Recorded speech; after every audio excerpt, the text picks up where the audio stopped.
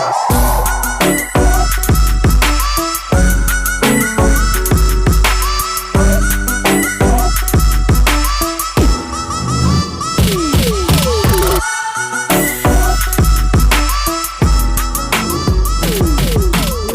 amigo, in this video, pag-usapan naman natin ang tools and functions ng Pixellab.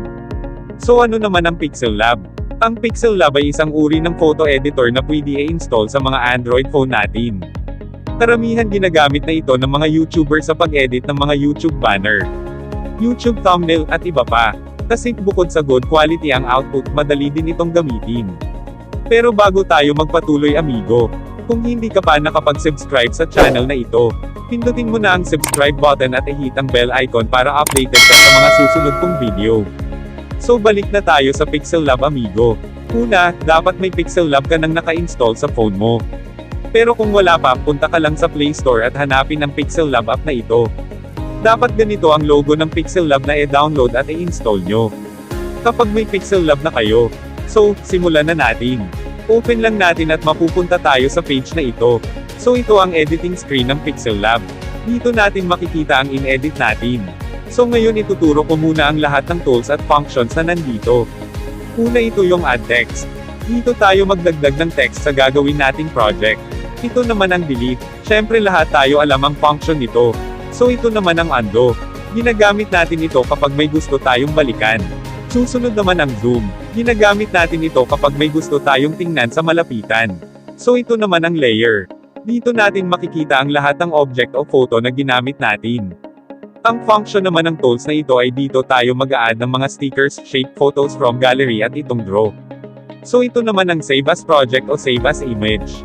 Dito natin i-save ang project natin kapag natapos na tayong mag-edit. Ito naman ang direct shared. Ito pwede mong i-direct share ang project mo sa Facebook, Twitter, Google, Messenger, Instagram or sa gallery ng phone mo. So balik na tayo sa main screen. Ito naman ang mga quotes at sayings na pwede mong gamitin sa mga project natin. Marami pa kayong pagpipilian dito, scroll up nyo lang pagkatapos pili lang kayo kung ano ang gusto nyo. So dito naman tayo sa icon na ito. Dito natin makikita ang Use Image from Gallery, Full Screen, Use Image from Camera or yung tinatawag na Click to Edit.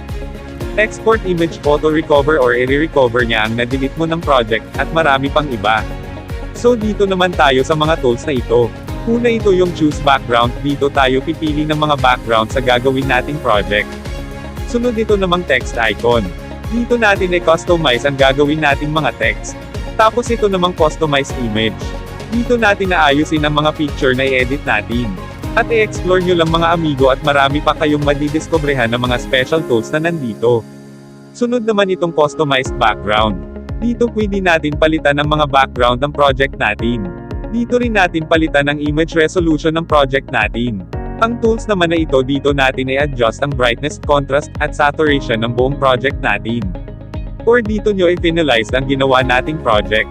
So ngayon gagawa ako ng sample project, at panoorin yung mabuti ang mga icon na aking gamitin para may idea kayo kung paano nyo simulan ang gagawin yung project.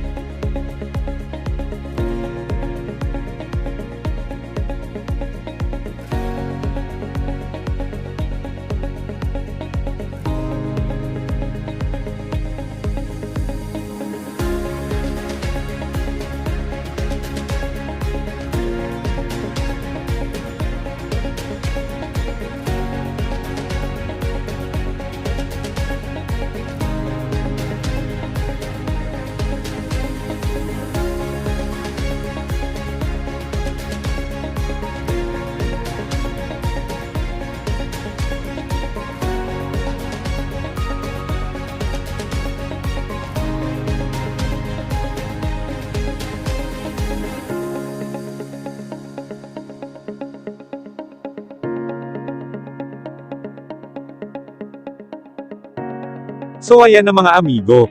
Natapos na ang sample project na ginawa natin. At dito pwede na natin i-export o i-save ang ginawa nating project. Pindutin lang natin ang export icon na ito, then save image. Tapos mapupunta tayo sa page na ito, dito natin baguhin ang image format ng project natin. Piliin natin dito ang JPEG no transparency. Pagkatapos ang image quality, i-set natin sa high definition. Pagkatapos nito i-check natin kung okay na ba ang image format at image quality ng project natin. Kung okay na ang format, pindutin na natin ang save the gallery. So ayan na, image save na siya. So exit na tayo at punta tayo sa gallery ng phone natin.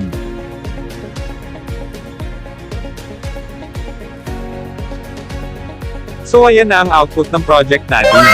So mga amigo, kung nagustuhan nyo ang tutorial na ito, subscribe na, at pakipindot ng bell icon para updated ka sa mga susunod ko pang mga video. Salamat pala sa panonood amigo. Hanggang sa susunod kong video.